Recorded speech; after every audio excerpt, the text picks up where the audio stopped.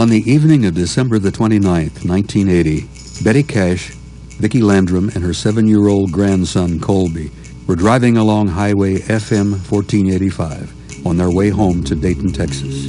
At about 9 p.m., Colby saw a bright light moving over the trees ahead of them. Vicki Landrum said it was like a diamond of fire, and both Betty and Vicki said that flames intermittently burst from the bottom of the object. When it descended onto the roadway, Betty had to stop suddenly, and the three watched as the UFO bobbed up and down on its fiery bursts. Then they all climbed out of the car to see the object better. Its diamond points were rounded. A row of blue lights cut across its center, and it seemed to have a dull aluminum finish. They also heard a beeping sound. Heat poured from the craft, causing Vicki and Colby to get back into the car. Betty Cash stayed outside and watched the object move away.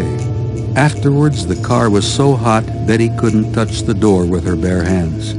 Then the helicopters arrived. Betty said they seemed to rush in from all directions. It seemed like they were trying to encircle the thing. After driving another 5 miles or so, they stopped to watch as approximately 23 helicopters chased the UFO off in the distance. Unfortunately, their experience wasn't over. Within hours, all 3 witnesses developed burns, blisters, and painful swellings. Severe headaches and stomach sickness followed. Vicki's hair began to fall out. Betty's eyes became so swollen she could not see. She was hospitalized. Doctors said the symptoms shown by all 3 were consistent with exposure to radiation. Since their experience, none of the 3 has entirely recovered their former good health. Other witnesses in the area have confirmed that there were many military helicopters in the air that night. Yet, local military and civilian air officials deny that such a flock of craft showed up on radar or stopped for fuel. Vicki Landrum and Betty Cash sued the federal government for their injuries. Both of the women were convinced that some sort of secret military hardware had gone haywire and caused their injuries. In 1986, the case was dismissed on the grounds that no such object was owned, operated, or in the inventory of either the United States Army, Navy, Air Force, or NASA. And the diamond of fire seen that night remains an enigma even to this day. Sometime between 5:30 and 6 p.m. on Good Friday, April the 4th, 1980, William J. Herman observed this silvery disc-shaped object flying near power lines by the Ashley River near the Charleston Air Force Base. He said, "I was puzzled by the acrobatics. At first I thought the object was out of control, and I was curious to see it maneuver end over end and side to side, almost like a falling leaf." Using an Instamatic camera, he went out and snapped a whole roll of film. It darted about so rapidly, he completely missed the object in some of the frames. Bill said the object appeared to be about 50 feet in diameter. It displayed a slight tinge of orange color, but made no sound whatsoever. It rotated counterclockwise around its vertical axis. It had no lights, no designs, markings, ports, nor windows.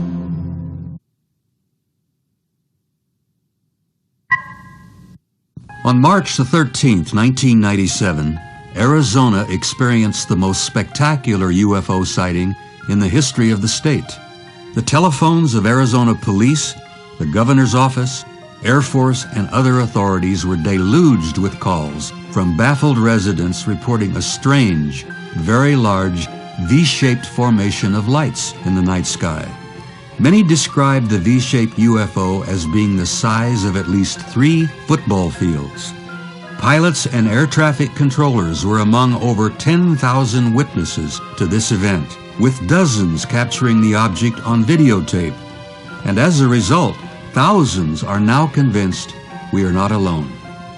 On June the 19th, 1997, Arizona Governor Fife Symington held a press conference to announce an official investigation into the sightings. Then, in a surprising twist, and only an hour later, Symington held another press conference and said that there had been a break in the case and that the source of the lights had been found. At that moment, his chief of staff, Jay Heiler, entered the room in a glittery pink and silver space alien costume. Governor Symington went on to state that the announcement to launch an official investigation had been a joke. Needless to say, not too many people at the conference or in Phoenix were laughing. Symington held the press conference during a break in his trial for which he had been brought up on charges of fraud. One cannot help but see the striking similarities over 50 years ago when the United States Army Air Force told the world that it had captured a flying saucer, only to then change the story and say it was nothing more than a weather balloon less than 4 hours later, and a cover-up was quickly put into place. Use the video controls to view the Phoenix lights.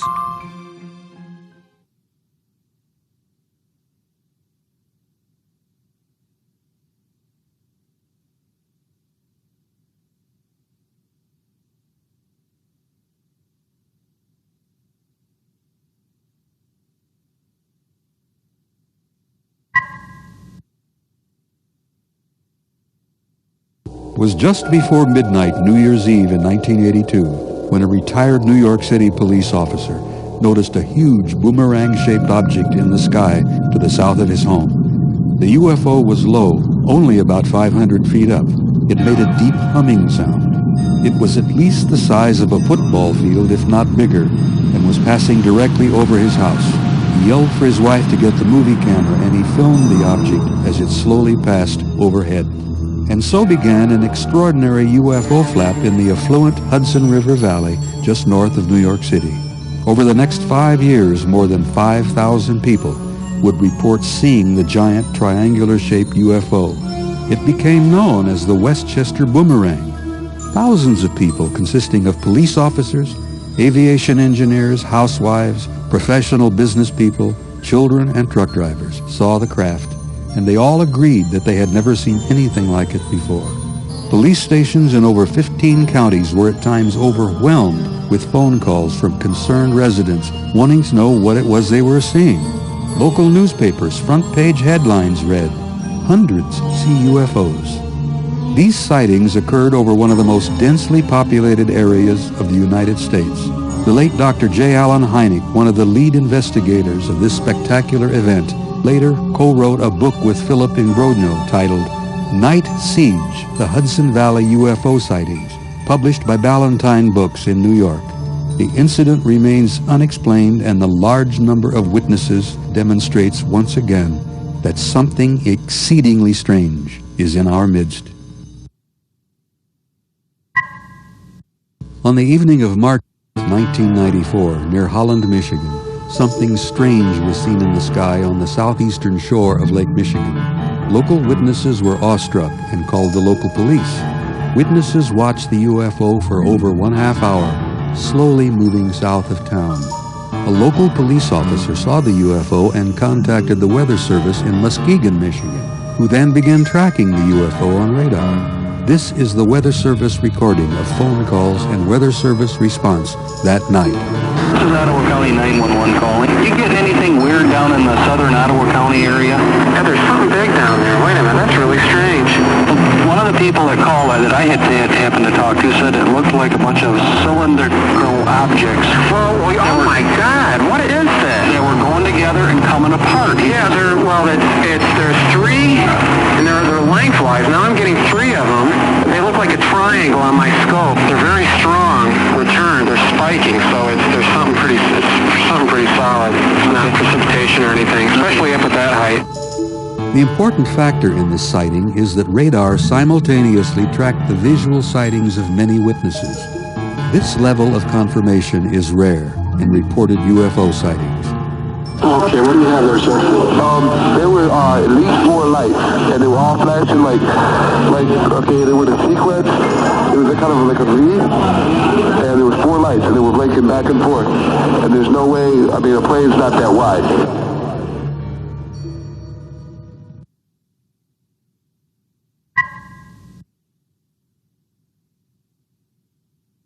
Victorville, California is a town near Edwards Air Force Base. In late 1996, residents of Victorville began seeing strange formations of lights over the desert east of town.